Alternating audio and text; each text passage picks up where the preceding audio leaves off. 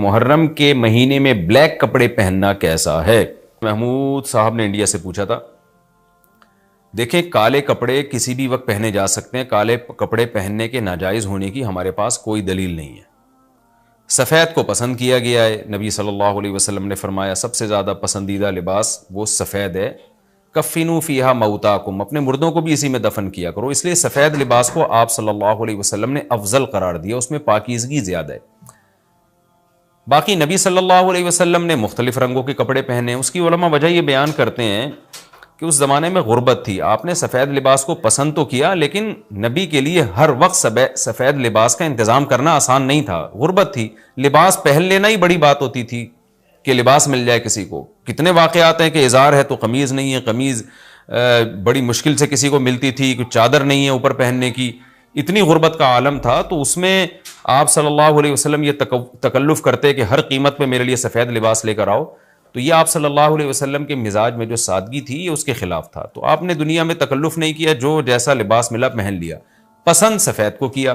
لہذا آج کیا ہے کہ آج اللہ نے لوگوں کو مالی وسعتیں دی ہیں، تو جو لوگ سفید لباس کا معمول بنا سکتے ہیں ان کے لیے افضل یہی ہے کہ وہ سفید لباس پہنا کریں، کیونکہ نبی صلی اللہ علیہ وسلم نے ہمیں اس کی ترغیب دی ہے.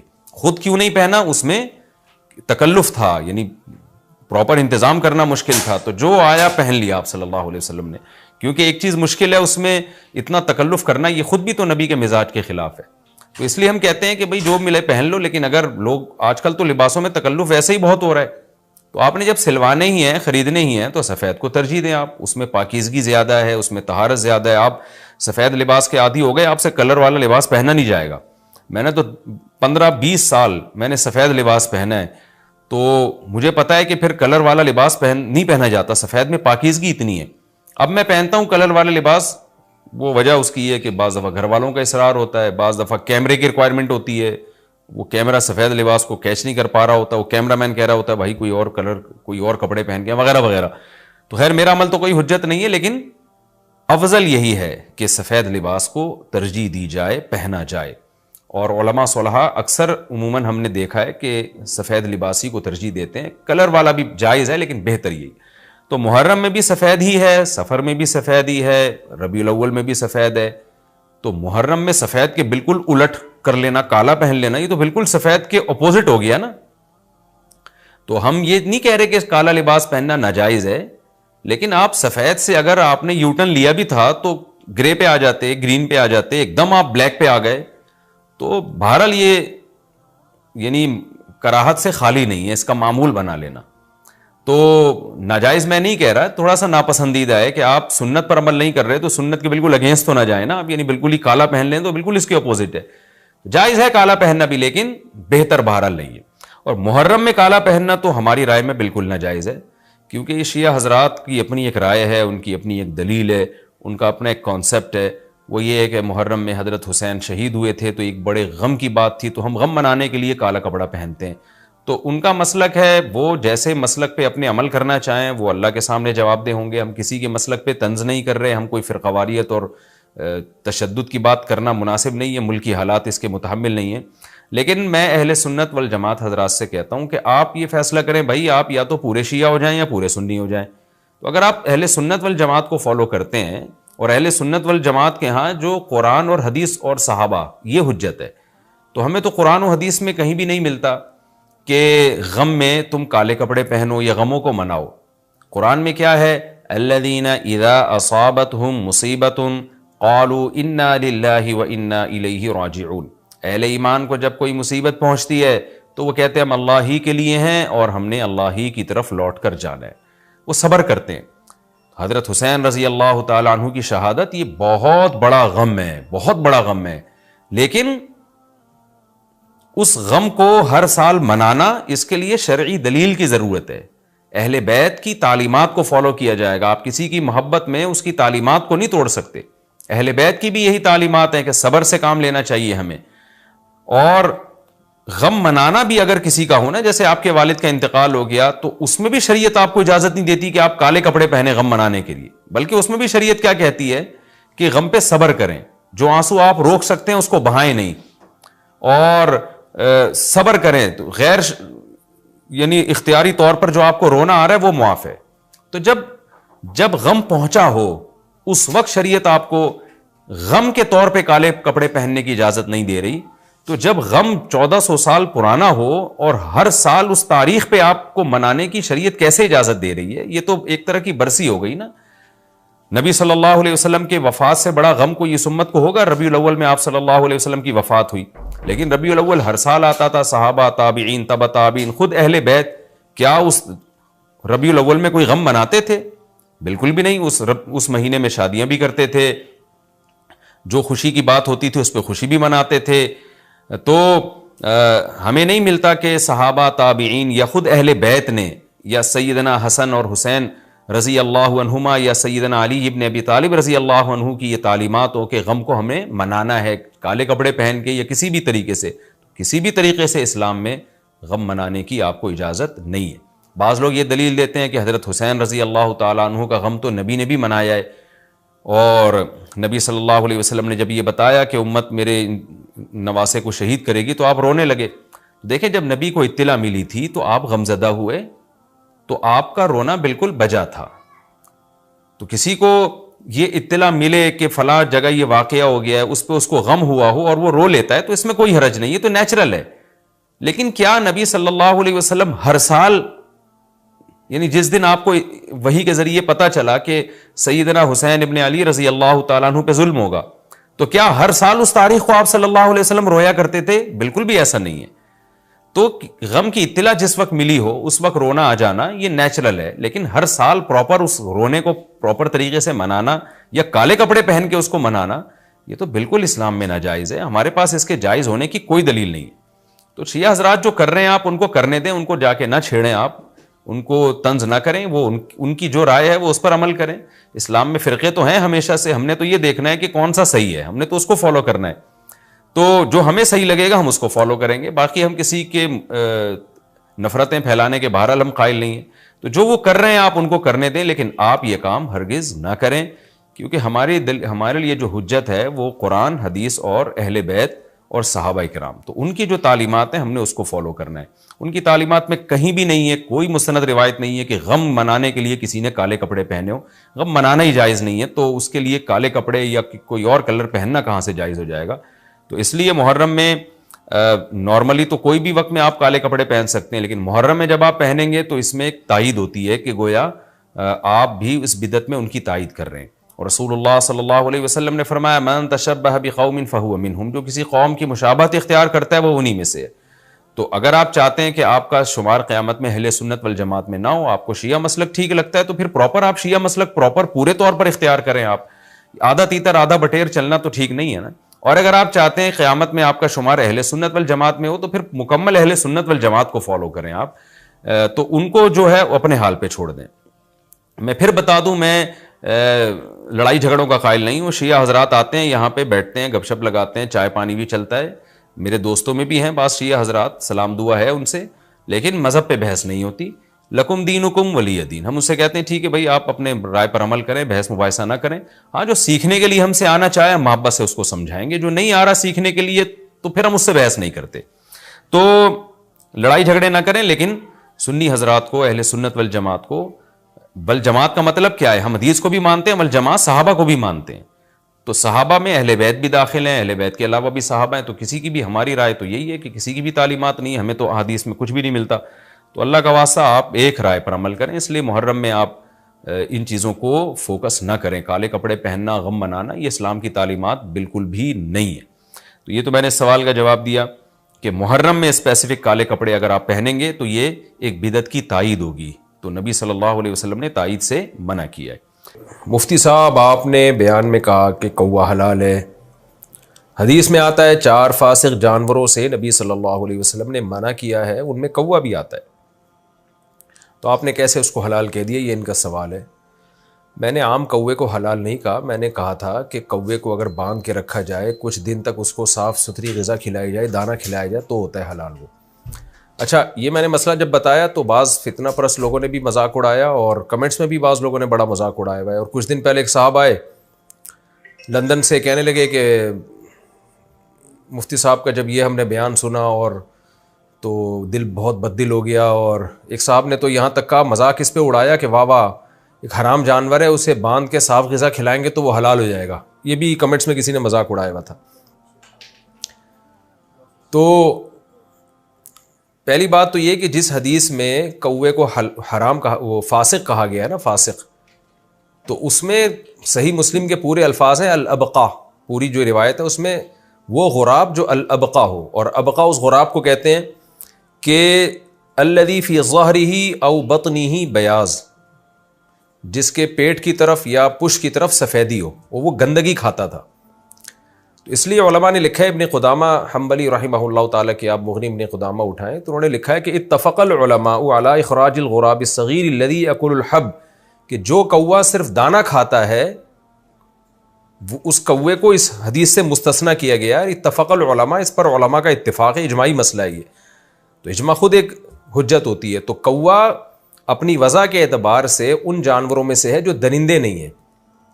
مثال کے طور پر میں اگر کسی سے پوچھوں کہ شتر مرغ کھانے کے حلال ہونے کی کیا دلیل ہے, اس طرح بہت سارے حلال پرندے جن کا ہمیں حدیث میں تذکرہ نہیں ملتا, لیکن ان کو جائز کیوں کہا جاتا ہے؟ اس لیے کہ وہ حلال پرندوں کی جنس میں سے. حلال پرندے کون سے ہوتے ہیں؟ جو چونچ سے کھاتے ہیں, جو چیر پھاڑ نہیں کرتے, وہ پرندے حلال ہوتے ہیں. تو اور جو درندے ہوتے ہیں جو باقاعدہ اپنے پنجوں سے پکڑتے ہیں, شکار اس طرح سے کرتے ہیں, گوشت خور ہوتے ہیں, تو وہ پرندے حرام ہیں. بالکل جانوروں میں جیسے چوپائے, اب یہ مارخور ایک جانور ہے, ہمیں تو نہیں ملتا حدیث میں اس کے جائز یا ناجائز ہونے کا, لیکن چونکہ انعام میں داخل ہے, گھاس پھوس کھاتا ہے, چرتا ہے, چار ٹانگوں پہ چلتا ہے, اور گھاس پھوس شکار کرنے والے جانوروں میں سے نہیں ہے, تو پوری امت کا اجماع ہے کہ یہ حلال ہے. ایسے ہی پرندوں میں جو کوا ہے نا, وہ چیر پھاڑ نہیں کرتا, وہ پنجوں سے شکار نہیں کرتا, وہ چونچ سے کھاتا ہے. تو اس کے حرام ہونے کی وجہ اس کی گندگی کھانا ہے. اس کی مثال ایسے جیسے صحیح حدیث ہے, رسول اللہ صلی اللہ علیہ وسلم نے جلالہ کے کھانے سے منع کیا. اب جلالہ کس جانور کو کہتے ہیں؟ وہ حلال جانور جو گندگی کھاتا ہو. تو جیسے گائے ہے یا مرغی ہے, اگر یہ مرغی بھی بہت زیادہ گند میں منہ مارنے لگے تو یہ کھانا بھی جائز نہیں ہے, اور اس کی علامت ہے کہ اس کی گوشت میں اسمیل پیدا ہو جائے. تو اس کے بارے میں سب کا اتفاق ہے کہ مرغی کو کم سے کم 3 دن, جو جلالہ مرغی ہو نا, جو ہر وقت گند کھاتی ہے, اس کو کم سے کم 3 دن تک صاف ستھری غذا کھلائی جائے گی. اس کے بعد اس کو ذبح کر کے آپ کھا سکتے ہیں. اور جو گائے ہے یا بیل ہے, جو بڑے جانور ہے, اگر وہ گندگی کھاتے ہوں اور ہر وقت گندگی میں منہ مارتے ہوں, جیسے کہ آپ کراچی میں دیکھ لیں, یہاں پہ جو پورے ریوڑ کچرا کھلا رہے ہوتے ہیں ان کو, ان کے گوشت میں سے اسمیل آ رہی ہوتی ہے, تو اس جانور کا کھانا حلال ہونے کے باوجود جائز نہیں ہے. تو اس کی مدت ہے 40 دن. 40 دن تک آپ اس کو اچھی غذا کھلائیں گے تو پھر وہ کھانا آپ کے لیے حلال ہوگا.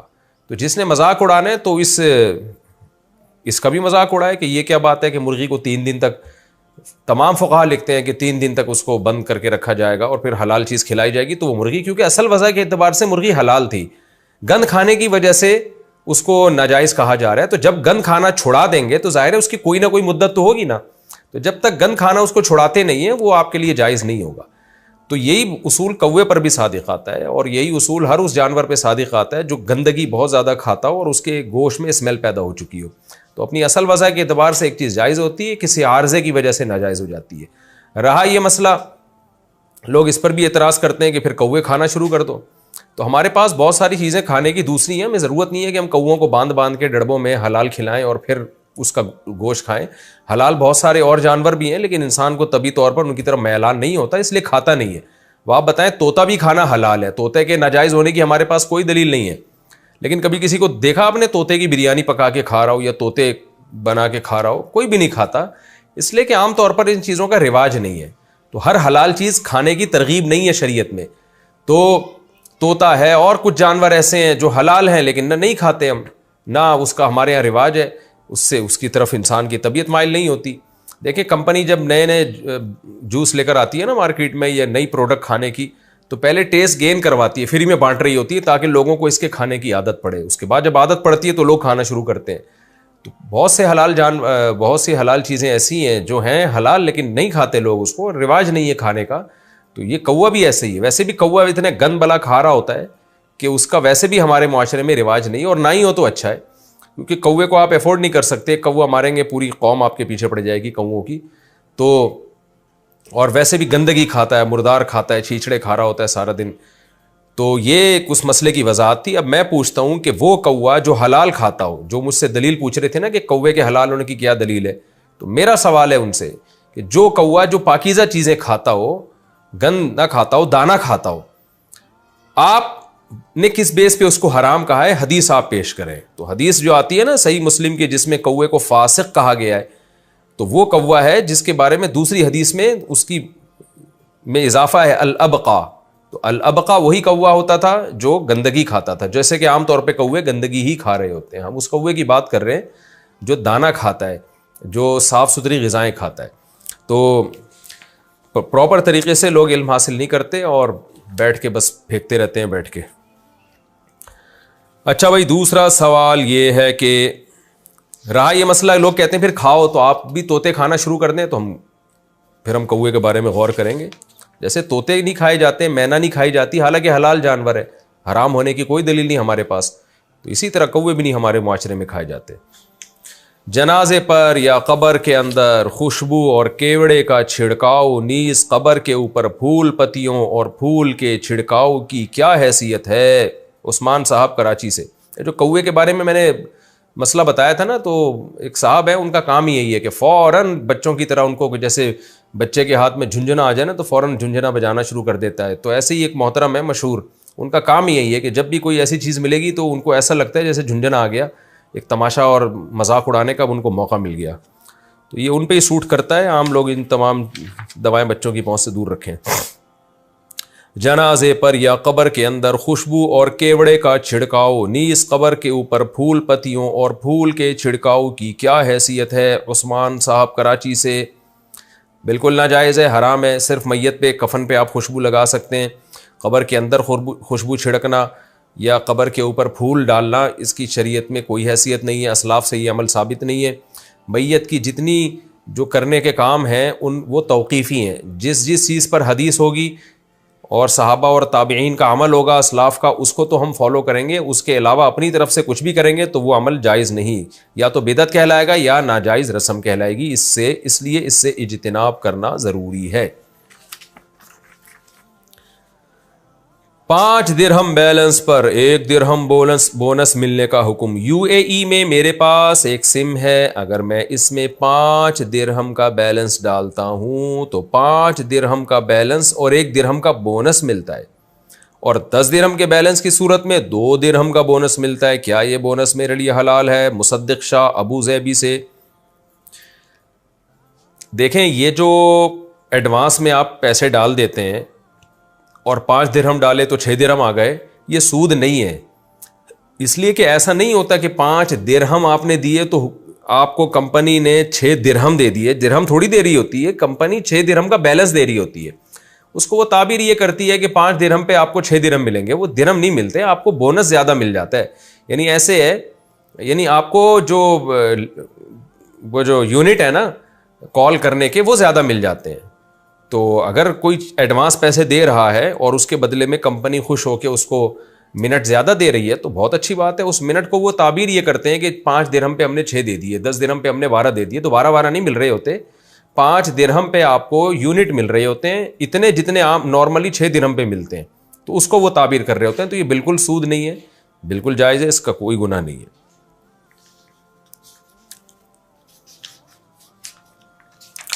اچھا بھائی، پب جی گیم کھیل کر پیسے کمانا کیسا ہے؟ پب جی والے ٹورنامنٹ کرواتے ہیں اور پیسے رکھتے ہیں 1 کروڑ یا 2 کروڑ، سبحان اللہ، رکھتے کہاں پر ہیں ذرا معلوم کر کے بتائیں۔ پھر جو جیتتا ہے اس کو بانٹ دیتے ہیں، کسی ٹیم سے کوئی پیسے نہیں لیے جاتے، کیا یہ حلال ہوگا یا حرام؟ غفران صاحب اتر پردیش سے۔ بھائی سوال میں خود وضاحت کی گئی ہے کہ کسی سے بھی پیسے نہیں لیے جاتے، تو اگر پیسے نہیں لیے جا رہے لوگوں سے تو پھر تو یہ جوا نہیں ہے بلکہ ایک طرح کا انعام ہے کہ جو جیتے گا ہم اس کو دے دیں گے۔ اگر سوال میں جو کہا گیا اسی طرح ہی ہو رہا ہے پب جی میں، تو پھر یہ جوا نہیں ہے، یہ 1 کروڑ روپے حلال ہوں گے جیتنے والے کے لیے۔ لیکن پب جی کھیلنا اور اس میں ٹائم ویسٹ کرنا یہ بہرحال سخت مکروہ ناپسندیدہ عمل ہے، یہ کوئی قابل تقلید عمل نہیں ہے اور اپریشیٹ کیے جانے والا عمل نہیں ہے کہ آپ اس کو اپریشیٹ کریں، اور یہ پیسے کمانے کا بھی گھٹیا طریقہ ہے۔ تو میں حرام ہونے کا فتویٰ نہیں لگا رہا، لیکن بہرحال نامناسب اور گھٹیا طریقہ ہے، اپنے آپ کو ان فضول کاموں سے بچائیں۔ نبی صلی اللہ علیہ وسلم نے فرمایا، من حسن اسلام المرء ترکہ ما لا یعنی، انسان کے اسلام کی اچھائی میں سے ہے کہ لا یعنی چیزوں سے بچے۔ آپ کہہ سکتے ہیں 1 کروڑ روپے مل رہے ہیں تو لایانی کہاں سے ہو گیا؟ مل کس کام کے بدلے میں رہے ہیں؟ کیا قوم کی خدمت کی آپ نے؟ کون سا تیر مار دیا؟ ویڈیو گیم پکڑ کے بیٹھے رہے 1 گھنٹے تک؟ تو پیسے کمانے کے بھی کوئی عزت والا طریقہ اختیار کریں، لوگوں کا علاج کریں، یا لوگوں کو کوئی بزنس دیں، یا لوگوں کو کوئی اچھے مشورے دیں، یا کہیں لیکچرار لگ جائیں، یا فوج میں چلے جائیں، یا کوئی لوگوں کا کام کریں، کوئی کارپینٹر بن جائیں، کوئی مزدور بن جائیں، کوئی اچھی خدمت کے بدلے میں پیسے لیں، تو وہ پیسہ حلال طیب کہلاتا ہے۔ یہ ویڈیو گیم کھیل کھیل کے پیسے کمانا یہ کوئی مزیدار کام نہیں ہے، یہ بے برکت والا کام ہے۔ اچھا بھائی، یہ کچھ پرانے مسائل تھے جن کا میں نے جواب دیا، رہ گئے تھے یہ۔